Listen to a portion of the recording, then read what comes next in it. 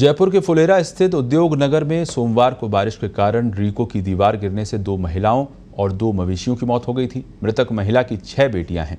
ऐसा लगता है मानो इनके सपनों पर ही दीवार गिर गई हो। हमारी ये रिपोर्ट देखिए।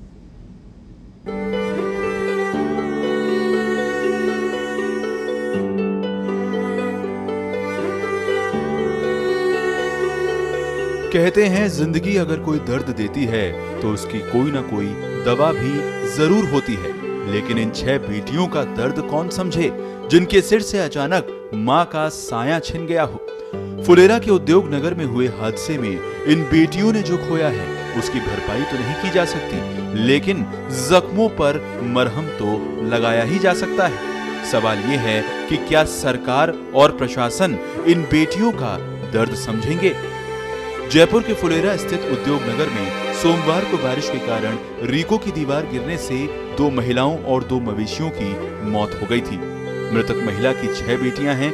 मृतका ममता देवी के पति छोटू राम कुमावत मजदूरी करते हैं। परिवार की आर्थिक स्थिति बहुत कमजोर है। ममता देवी भी मजदूरी करके अपने पति का हाथ बटाती थी। इन 6 बच्चों को अच्छी शिक्षा मिले इसके लिए प्रयास कर रही थी। मृतका ममता देवी की सबसे बड़ी बेटी चीनू है जो 20 वर्ष की है। उसने 12वीं तक पढ़ाई करके छोड़ दी और अपने घरेलू काम में मां का हाथ बटाती थी। दूसरी पुत्री मीनू 18 वर्ष की है और सरकारी महाविद्यालय में द्वितीय वर्ष में अध्ययनरत है। तीसरी पुत्री पायल 12वीं कक्षा में अध्ययनरत है।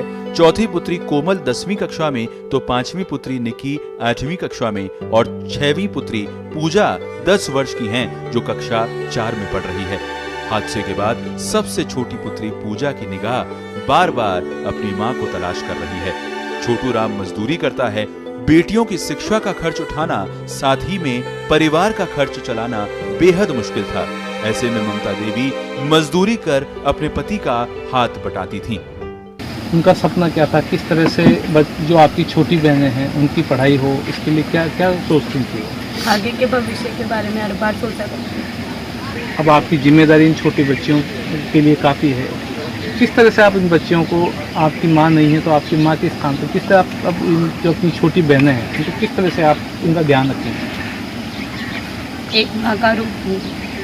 क्या सपना था मम्मी का, किस तरह चाहती थी कि तुम पढ़ लिख कर किस तरह से आगे बढ़ो? पढ़ लिख कर अपने पैरों पर खड़ी हूँ। उनका सपना था कि मैं टीचर बनूँ। इन बच्चियों को पढ़ा लिखा कर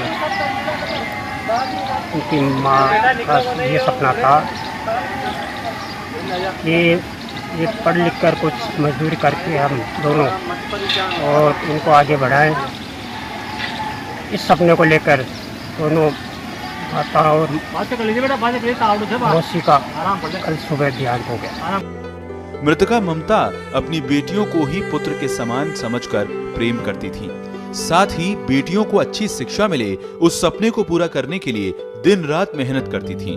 उस मनहूस दिन भी बेटियों के सपने को पूरा करने के लिए काम कर रही थी, लेकिन सपना पूरा होने से पहले ही उस दीवार के साथ ही मां की ममता और बेटियों के सपने भी दफन हो गए।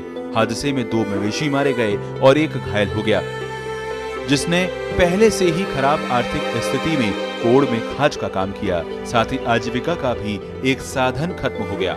खराब आर्थिक स्थिति होने के कारण बेटियां और मां चाहकर भी कभी अपना जन्मदिन नहीं मना पाई, क्योंकि खराब आर्थिक स्थिति उनके सामने आगे आ जाती थी।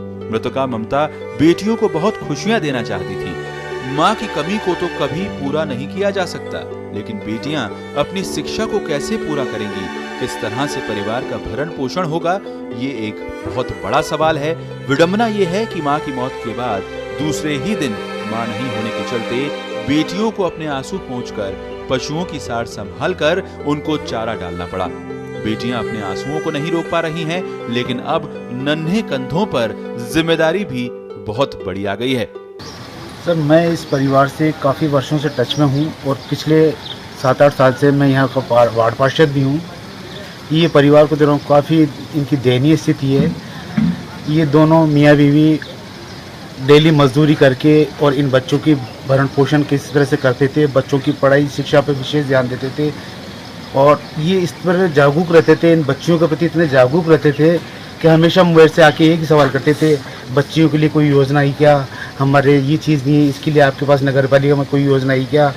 इतनी जागरूकता इनमें थी और उसके साथ भी अपने कर्म में कभी नहीं पीछे नहीं रहे।